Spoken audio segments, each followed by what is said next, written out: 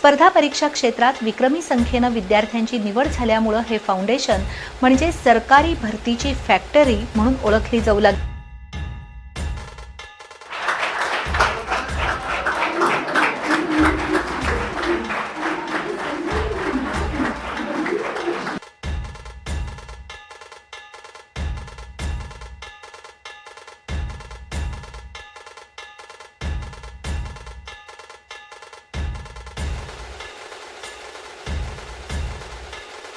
ज्या दिवशी मी आलतो त्या दिवशी मी शून्य होतो।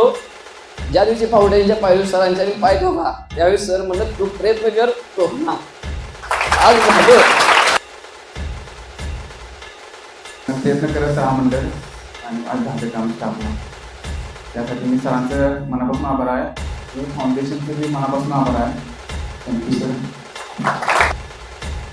आपलं सेंट्रल गव्हर्नमेंटमध्ये झालं होतं त्यामुळं सरांचं मी मनपूर्वक आभार आहे, कारण जे काय ते मी सरांच्या मला एवढं सांगू इच्छितो।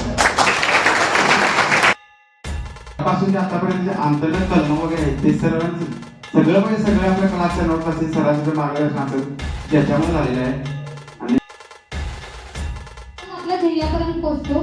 मला वाटतं की इथं बसलेल्या सगळ्यांच्याच आयुष्यातील ते गुरु ते द्रोणाचार्य म्हणजे सर आहेत याचा